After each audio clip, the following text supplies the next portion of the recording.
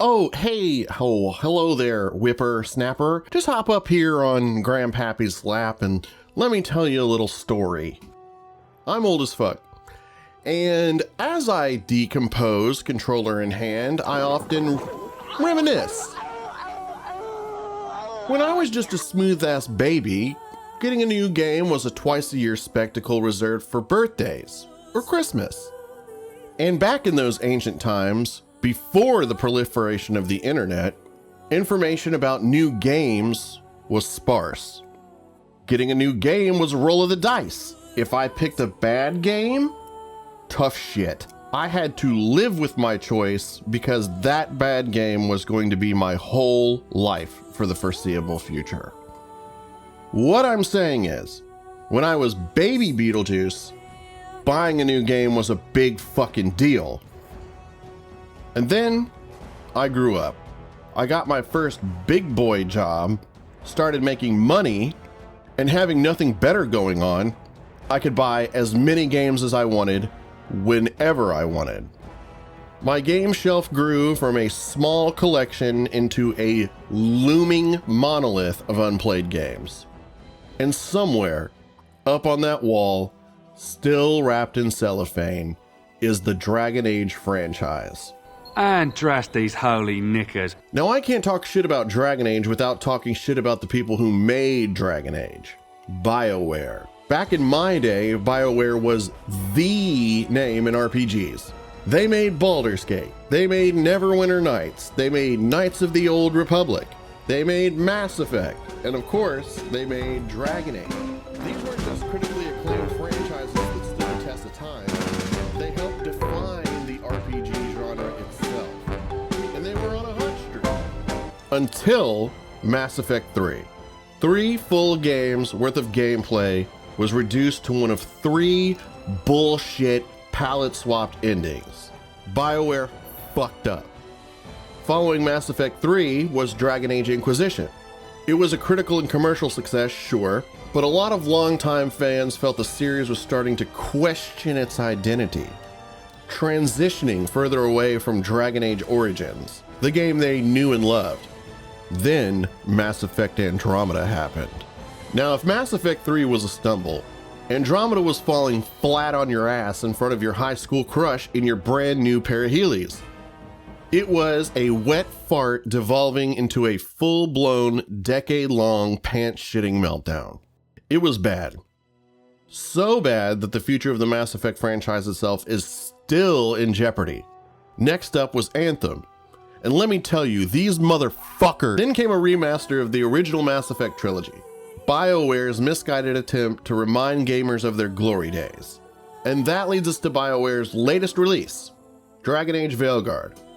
Now, to say the discourse surrounding the release of Veilguard was like a total clusterfuck would be an understatement.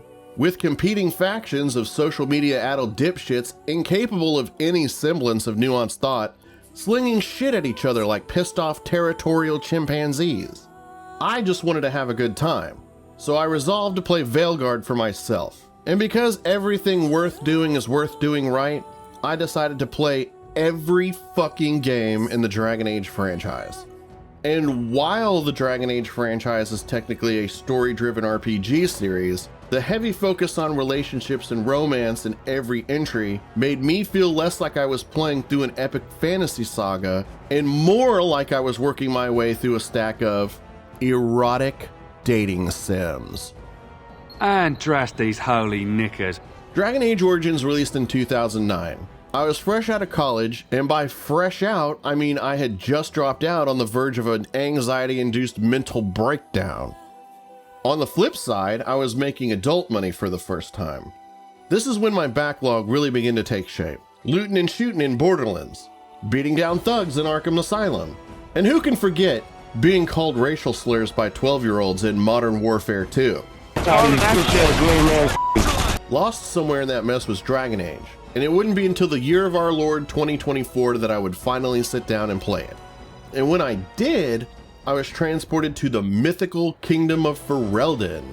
I played as a sexy swinging single man of noble origins, on a quest for love in a dark fantasy world filled with grotesque monsters called Darkspawn, part of an ancient evil known only as the Blight.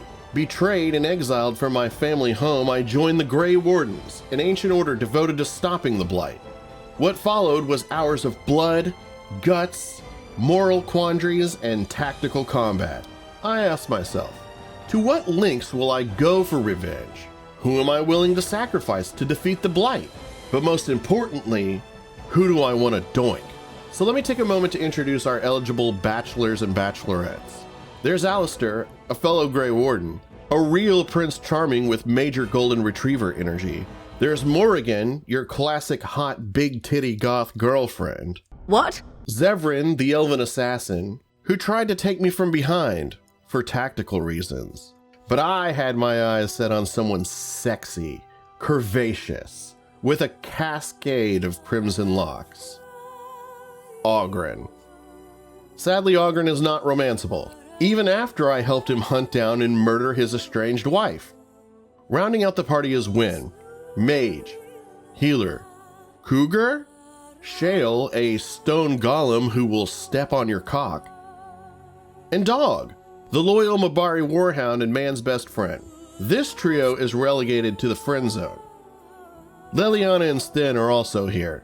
The core of Dragon Age Origins is its real-time RPG combat.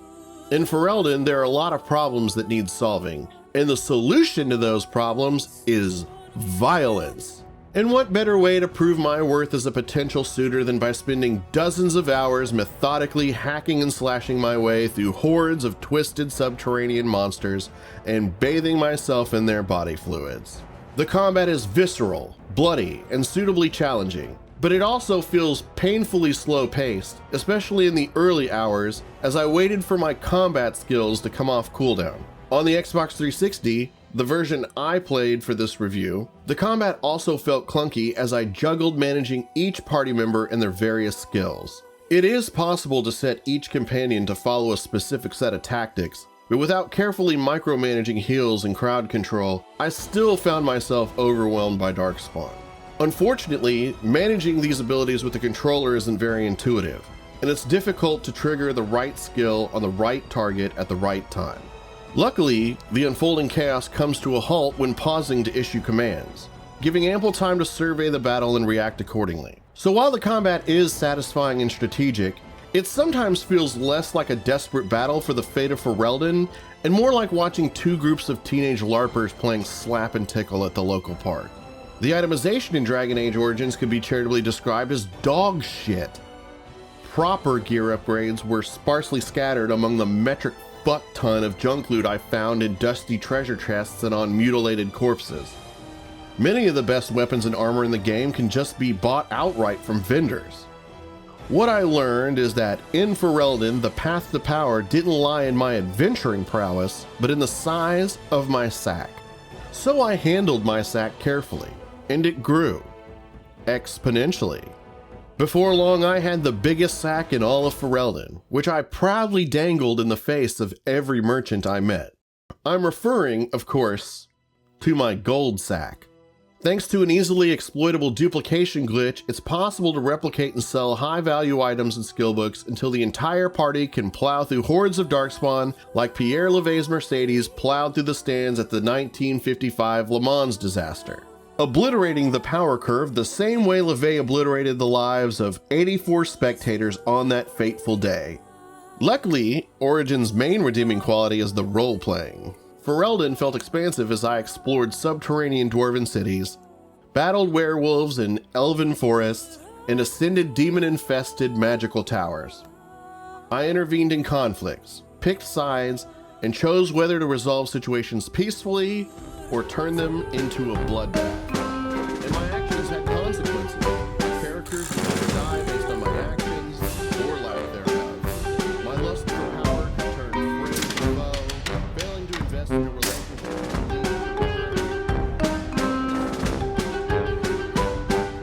But in the end, the far-reaching consequences of my actions were mostly condensed into a post-game slideshow as I was hastily funneled into one of a few core endings.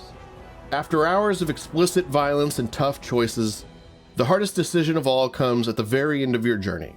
To kill the archdemon and end the blight, a sacrifice must be made. I had a difficult choice to consider: Sacrifice Alistair, the rightful king of Ferelden, ending the blight but leaving the throne in a state of flux. Sacrifice myself, bringing my journey for vengeance to an abrupt and unsatisfying end. Spare Loghain, and in doing so, alienate Alistair. Or fuck Morrigan and send her off into single motherhood with a magical demon baby. For better or worse, Origins is a solid but flawed start to the Dragon Age franchise. Like awkward foreplay, it's tantalizing, but left me wanting more. And drast these holy knickers. BioWare's next entry in the dating sim franchise was released just 16 months later. It was 2010. An abundance of mandatory overtime meant I was making more money than ever, but left with little time to unwind. But 2010 wasn't a total wash. Rootin' and tootin' in Red Dead Redemption, slaughtering my way through the Greek pantheon in God of War 3, and who can forget being called racial slurs by 12-year-olds in Call of Duty Black Ops. 15 years later, in 2025, I would finally get the opportunity to play Dragon Age 2 for the first time. I started my playthrough of Dragon Age 2 as soon as the credits rolled on Dragon Age Origins. I was immediately dropped into a fast-paced battle against multiple enemies, which I elegantly diced into pieces as I zipped around the battlefield acrobatically like I was in the fucking Cirque du Soleil. Unlike Origins, I was forced into the role of Hawke, a generic everyman fantasy protagonist fleeing the destruction of Lothering with his family. He crosses paths with Aveline and her soon-to-be dead-as-fuck husband, and the entire group is promptly Deus Ex Machina to safety by Fleming, Morrigan's mother, who is now a sexy gilf and a dragon for some reason. Hawke and the gang land in Kirkwall, home of their family estate, where they are promptly denied entry and forced to join a gang of mercenaries to survive. From there, my mission became clear. I had to gather a crew, reclaim my family home, and most importantly, get fucking. Now the bachelors and bachelorettes in Dragon Age Origins had me feeling like I wanted to handle my spear. But Dragon Age 2 had me standing there holding a limp, ineffectual, droopy whip. Not only are the characters in Dragon Age 2 largely forgettable, but they're also completely unfuckable. There's only two characters even worth mentioning. There's the charismatic rogue Varric and his life partner Bianca, a deadly but monogamous duo. And Aveline. Recently widowed, she's handy with a sword and always carries her own protection, but her personal quest ends in a humiliating cuckolding. This is a continuation of a disturbing trend in the series. The best characters are never romanceable. Whether it's Oghren or Aveline, it's clear your romantic prospects are being sabotaged by the most powerful cock blockers of all, the developers. Now let me start by saying, compared to the other aspects of the game, the strongest element of Dragon Age 2 is its combat. But that bar has been set so low that a toddler could step over it. BioWare seems to have taken the criticism of Origins' combat system to heart and transitioned to a more action-oriented style. Your party requires less micromanaging, which is good because there's a greater emphasis on fighting large groups of enemies that spawn in endless waves. I played as a rogue, spending the entire game hopping from enemy to enemy like a gigolo hops from one octogenarian widow's bed to another. And once again, the combat feels clunky as I struggle to land hits on the right target, even with the option to pause and issue commands intact. The loot system is somehow even worse than it was in Origins, an apparent afterthought in BioWare's design process. The story, entirely forgettable. The time for talking is done. Evidently so. You realize this is a cause you cannot hope to win. I thought freedom from slavery meant something to you. I have changed my mind, human. I will stand with my friend. As you wish. I did not ask for your assistance. My adventure, if you want to call it that, was entirely confined to an uninspired handful of recycled maps, including such exotic locations as a beach, a hillside path, a cave, and the city of Kirkwall itself. Like Origins, my choices were largely inconsequential as I was pushed towards the game's explosive conclusion, when Kirkwall's chantry blows its load all over the city, sparking a lover's quarrel between the mages and Templars. In the end, Dragon Age 2 was almost entirely forgettable, no doubt a side effect of its rushed development. By the time the credits rolled, I was every bit as chaste as when I first set out from Lothering. I didn't find my spark, my flame, my fiery passion, even as the city of Kirkwall burned. If Dragon Age Origins was foreplay, Dragon Age 2 is a dry spell. And drast these holy knickers. It would be almost 4 years after the release of Dragon Age 2 before the next installment blasted back onto the scene. It was 2014, I was working 60-hour weeks and suffering from severe burnout. A dire situation, sure, but I still managed to make a lot of good gaming memories that year. Hacking and slashing through Shadows of Mordor, gunning down aliens in Destiny, and who can forget being called racial slurs by 12-year-olds in Call of Duty Advanced Warfare. I can't take this shit no more, man.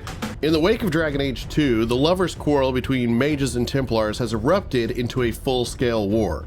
A peace summit facilitated by the Chantry is called to negotiate peace, but it ends violently in a massive magical explosion. Again? Really? The explosion tears open rifts in the veil and a demonic invasion begins. Now, blessed with the power to close these rifts, I set out to re-establish the Inquisition, seal the breach, push back the demonic invasion, and most importantly, find someone to handle my staff. Spoiler alert, Dragon Age Inquisition is yet another cock tease. Whether or not you believe in love at first sight, there's no denying that every once in a while you meet someone special. Someone who makes you giddy, who gives you butterflies in your stomach, someone who ignites passion. So I won't waste your time listing Inquisition's lackluster roster of romantic prospects because none of them mattered once I met Lace Harding. While I could exchange in some flirtatious banter with her, true romance was out of reach. BioWare had denied me the chance to slide my arrow into Harding's quiver. What the fuck is wrong with me? And that's not the only letdown in Dragon Age Inquisition. The combat feels stripped down, and not in the sexy way. Lightning spells crackle without spark. Fire spells fizzle without heat. The visceral thrill of hacking, slashing, and most importantly, thrusting has lost its edge. The tactical nuance of the previous titles feels like it's been sucked out entirely. Healing magic was removed, and I found myself chugging potions like tequila shots after a bad breakup. Battles dragged on as a war of attrition, boring, joyless slogs like being stuck in a loveless marriage and staying together for the kids. They say size matters, but bigger isn't always better.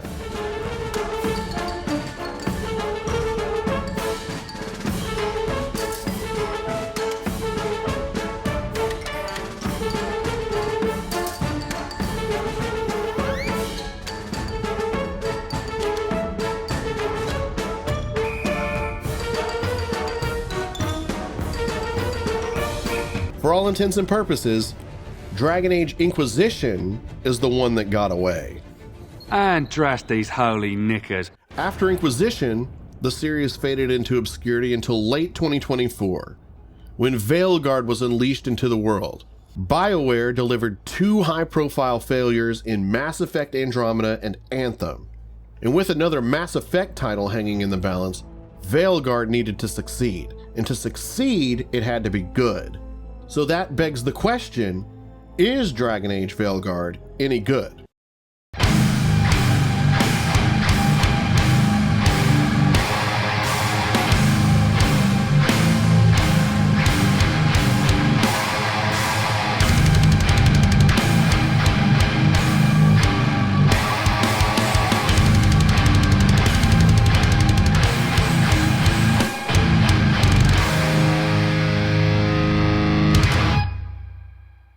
I'm gonna have to really hit that CK or I'm gonna have to get... I can't say it. And drast these holy knickers.